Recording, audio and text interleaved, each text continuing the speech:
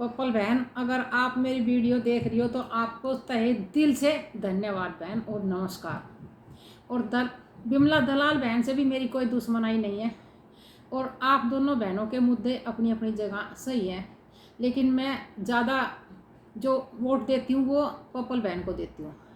वो इसलिए देती हूँ क्योंकि मेरी अपनी आँखें देखी, अपनी कान्ना सुनी। मैं आपको एक स्टोरी सुनाऊंगी आज, और ये नई स्टोरी बिल्कुल सच्ची बात सुनाऊंगी आपको जो हकीकत में बीती हुई है। सो पप्पल बहन, आपने तो मेरे जैसी भावना था बहुत था प्रेरणा दी है जीने के लिए। दो भाई थे, बड़े वाला था उसके दो लड़का और एक लड़की थे, जेठ जिठानी। छोटे वाला था वो मर गया, उसके दो लड़के थे, एक 3 साल का एक 5 साल का। तो जिस टाइम उसका आदमी मरा उस टाइम तो जेठ ने भी न्यू कही, तू क्यों घबरा रही है, कोई बात ना, जो भगवान के आगे किसकी चला है, हम तने सपोर्ट देंगे, हम तेरी मदद करेंगे। जिठानी ने भी न्यू कही, या कोई वो कह रहे हैं भाई दुख होगा सब साथी हम तेरी गैल है, तू क्यों घबरा रही है। कहने का मतलब यह सब ने उसकी धीर बंधाई, सब उसके सपोर्ट में खड़े दिखाई दिए। वो भी उस टाइम में सोची चल भाई जैसी भगवान के आगे किसकी चले है। और महीने पीछे ही जिठानी ने अपना रूप दिखा दिया। जिठानी ने ठाकर उसे खुली कह दी, बोली तेरा क्या आदमी मर गया, आदमी तो सुसरी मेरा मर गया, सारी हमारी छाती पर चढ़ी रहा है। उसने ये बात सुन के, ये कड़वे बोल जब सुने तो उस पर सहना, इस बालक तो उसने पाल नहीं तेरा, अपनी इज्जत भी उसने बचा के चलना था। उसने क्या काम करा, उसका आदमी प्राइवेट नौकरी करा था, वो अपने आदमी का वो ऑफिस में पहुंच गई और वहाँ जाकर उसने उस साहब से बात करी। अब तो पढ़ी और तो थी ना, ऐसी एक दो पढ़ रही होगी, उस टाइम तो हिंदी पढ़े थे, इंग्लिश तो कौन पढ़े था। तो उस साहब ने भी उसकी बात सुनने के बाद में, अब भाई बच्चे पालेंगे कोई साथ ना दे रहा, तो साहब ने उससे नौकरी दे दी।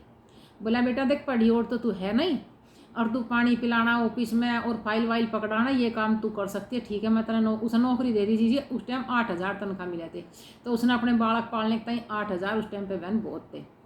ये अब से 15 साल पहले की स्टोरी सुना रही हूँ मैं आपको।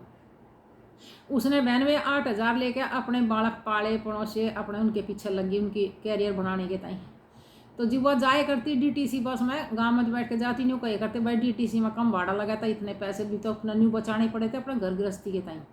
तो बस में बैठ के जाती तो लोगों ने न्यू देख लिया, वहाँ ऑफिस में भी और बस में भी उसकी गैल सब छेड़खानी करने लगे, भाई ये तो कोई विधवा है।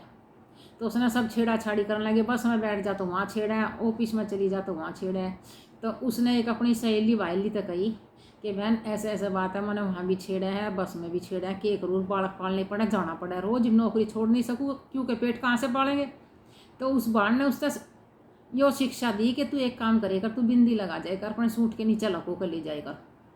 और उसने बस में बैठ के लगा लेकर, तो बिंदी ने देख कर दुनिया भरम में पड़ जाए, अच्छी तरह पता ना लगता किसी ने विधवा है कैसी है, तो बिंदी तो ये हो जाएगा भाई ब्याही चाहिए इसका आदमी है, तो थोड़ी सी बचाव हो जाएगा। तो उसकी बात सुन के उसके भी कुछ दिमाग में आई, वो अगले दिन बिंदी लेगी तो उसका कुछ फर्क पड़ गया इस बात पर फर्क पड़ गया, तो उसकी कुछ और हिम्मत सी आ गई। वो ले रोज बिंदी लगा के ले जा सूट के नीचे, बस में बैठ कर लगा ले और अपने आ जावे। एक दिन बस में गांव के ने देख ली कि तो बस में बैठ के बिंदी लगा रही है, उसने वह ये बात सारे गांव में पूर दी। तो गांव की सब लोग इसने गलत नहीं गाता देखने लगी, ये घर तो इतनी सती सावित्री बन कर जाए और बस में बैठते बिंदी लगा ले, तो सुसरी गलत चल रही है फलाना ढीना। उसने कहने का मतलब है उसने सब गलत सलत बोलने लगे, गलत निगाह से उसने देखने लगे। इसी दौरान अपनी नौकरी करते करते उसके बच्चे बड़े होगा, उसका छोरा बड़े वाला जो 10 साल का हो गया। जब उसका 10 साल का हो गया, पढ़न करने लगा, सरकारी स्कूल थे पहला, सरकारी स्कूल में जाते, इसने बेचारी ने पढ़ा लिखा कर अपना झेल ले सारे कर्म। जेठ भी दूर हो गया, जिठानी भी दूर होगी, बालका ने तो मतलब ही किया था। तो ऐसे ही करते करते उसके छोरे ने 10वीं पास कर ली। जब उसके छोरे ने 10वीं पास कर ली, वो सब समझने लगा, बाहर कहने लगा माँ सब ऐसे ऐसे कह मैं तेरे बारे में, तू घर बैठ मैं करूँगा नौकरी।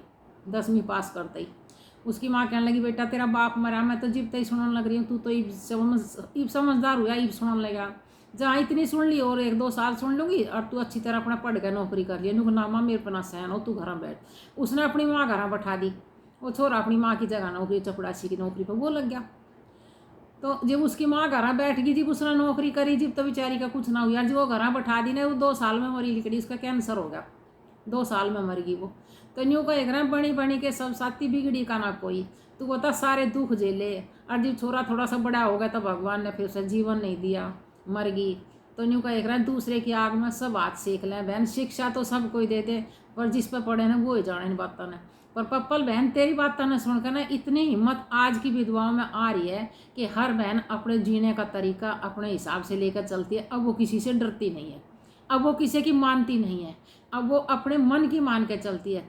और देखो इज्जत और बेइज्जत की बात और साफ दिल की काम करने वाली बात तो ये है, जो ऐसी भी हैं गज के घूंघट काट दें और बहन वे गलत रहे, घर में बैठी बैठी भी गलत हो जा, और ऐसी भी है बहन जो बालका ने कई बालका नर आदमियों के रहते हुए भी छोड़ कर भग जा। ये तो अपने ऊपर अपने नेचर पे बात है बहन। राम राम बहन, इससे ज़्यादा तो मैं क्या कहूँ, सब समझदार हो, सब जानो, पर बहन एक ही बात ना मत ना रटो, मत ना करो, जिस पे पड़े ना वो चढ़े।